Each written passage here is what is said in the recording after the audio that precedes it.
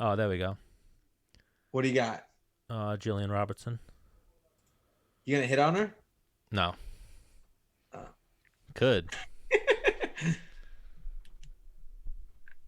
Gillian with a G. With a G. Gillian or Gillian? Gillian. I'd imagine. I think she's I'm figured. gonna ask her. I'm gonna get it right out of the horse's mouth. I guess she's figuring out the video. But yeah, she's American Top Team, trains with Dean Thomas. Right. And there she goes. Oh, hi. What's up? What's up, girl? If you go long ways, it'll open up your picture a little more. Let's see. Portrait. All right. There we go. There it is. Oh, for 1 second, I thought that was like Matt's, like you just got done training, but it's the back of your bed. Yeah, no, I'm in bed. Nice. Well, Gillian Robertson, welcome to Menace and the Man, Stan the Man, Dennis the Menace Bermudez, and now we're joined by Gillian Robertson. Is it Gillian or Gillian? It's Jillian. Now, are you from G-Unit, Gillian. Are you from No. Florida? Like you grew up in Florida? Originally, I'm from Niagara Falls, Canada, but I've grown up in Florida. Oh, because I was going to say maybe that's how they spell Gillian in Florida, but not, maybe that's Are how. we gonna get any A's? But So it's training, A, and hey, right? Isn't that what Canadian people do? yeah, I didn't live in Canada that long. I spent most of my time growing up in Florida, so I don't have that accent.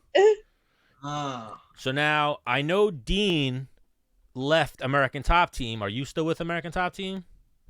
For the time being, yes, I'm working with both Dean and American Top Team. No matter what, I'm with Dean till the end. Like I'm following him wherever. So I'm always gonna be working with Dean, but for the time being, I'm gonna be with both.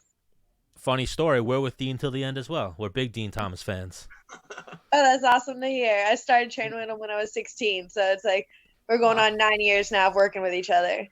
Wow. And now, do you Well, work? we've been talking to Dean for like 6 months.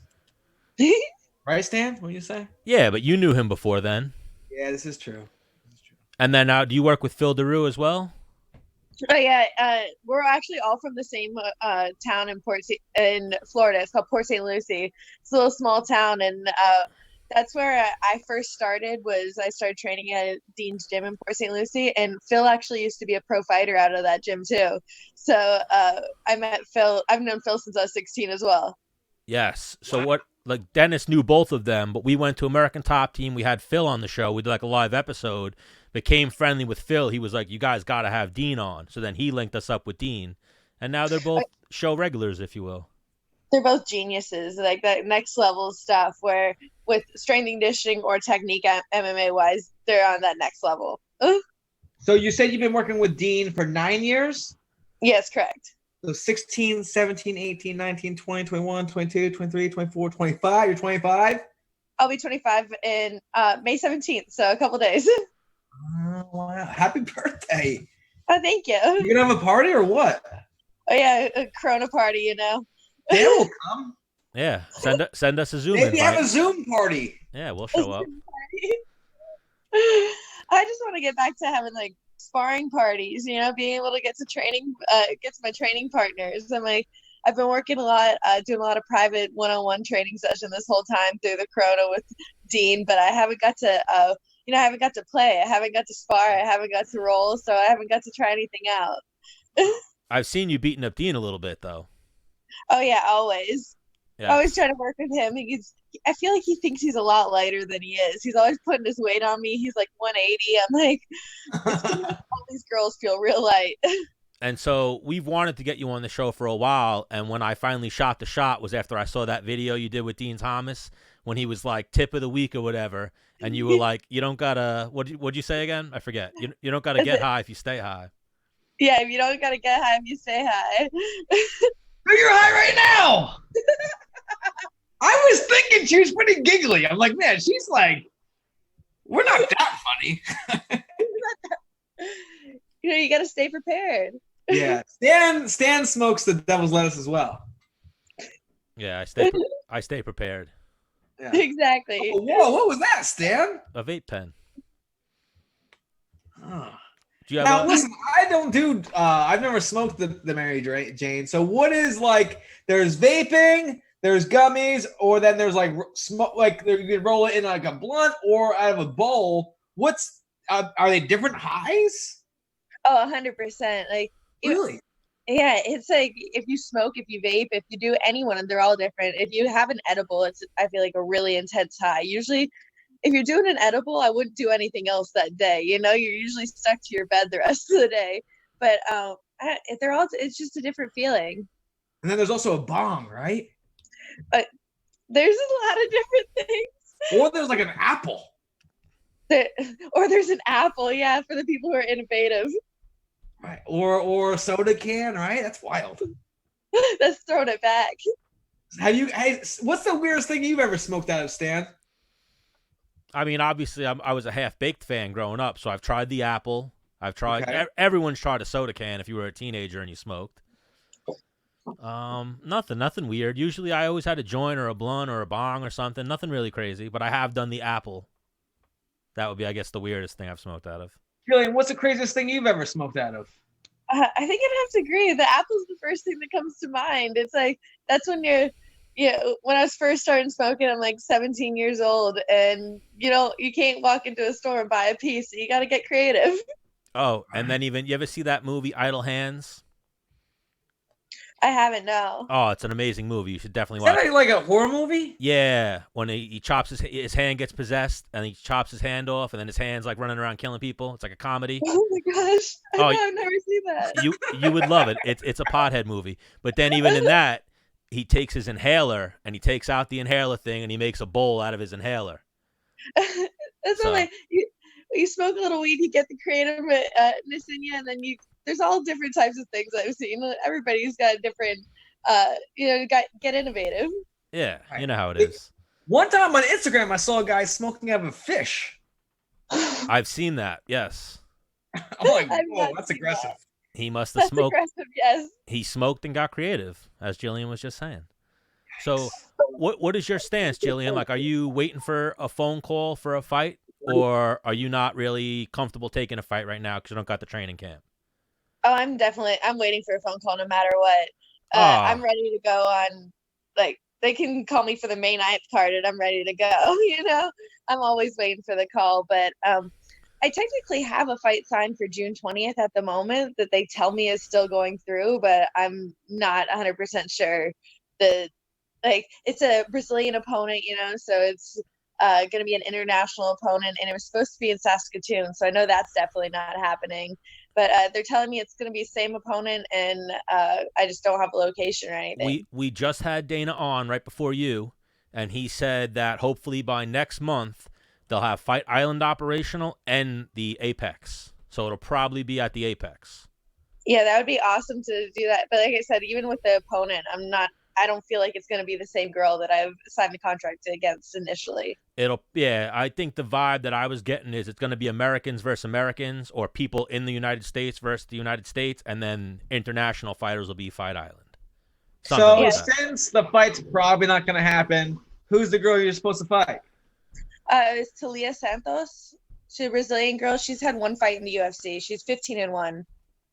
Never heard of her. 15-2. Exactly. So now, are you a fight fan? Like, do you watch the fights when you're not? Oh yeah, when it's I'm not obsessed. Your own fight?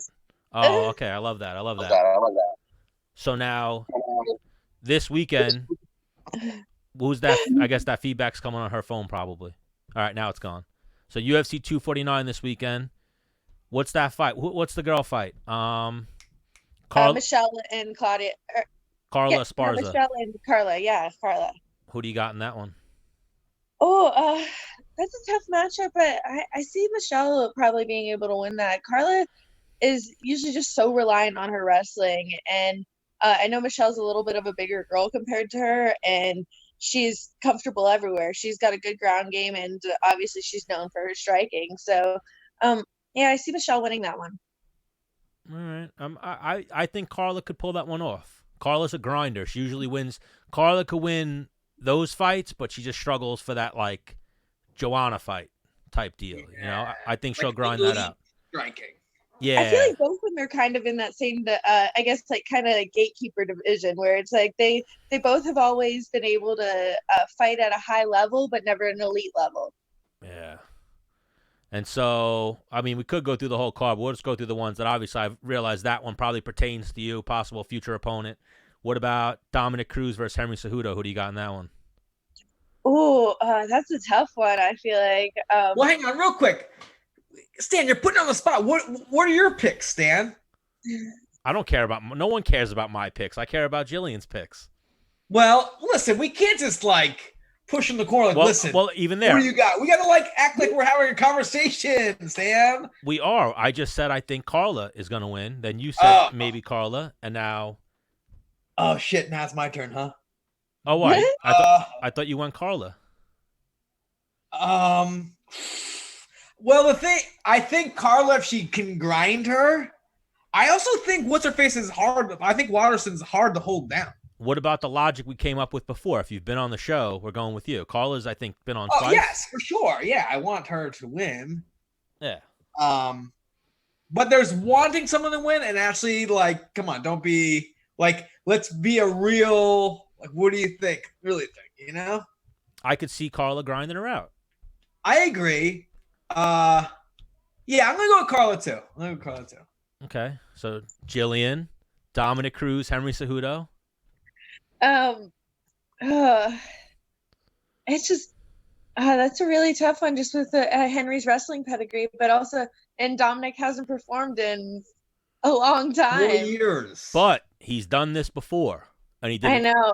Against what's his name, Mazagaki and Dillashaw.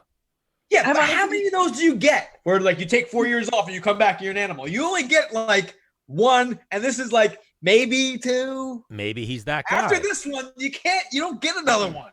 But maybe he's that guy. Who knows? I'm definitely a Dominic fan. I got to go with him. Ooh, underdog. All right. Dennis? I mean, I got to go with the wrestler. They're both wrestlers. Olympian. Oh, the Olympian you're going with. Hang on. Dominick Cruz is not a wrestler compared to Henry Cejudo. Yes. But then something we've also said on the show, when you're making picks, you can go with who you think's going to win versus who you want to win. Yes. So I think I want Dominick Cruz just because I want to see that story. Sorry, Eric Albarracin, I'm sorry. But I think I want Dom to win, but I think Henry's going to win. But I could see Dom outpointing him. I'm kind of in the same boat there. I feel like I want to see Dominic to win. Henry has a chance to win, but I feel like Dominic can win. It still is a winnable fight for him. I don't see him getting shut down either. Like, if Dom wins, this is some Rocky Balboa type shit. Like, they're going to make the Dominick Cruz movie one day, and this is going to be, like, part of the story. After coming back from 70 injuries. Yeah. Yeah. At that point, is he, like, bionic? Like, is he even, like, a real human being? It's a cyborg. Yeah. He's modern medicine's miracle.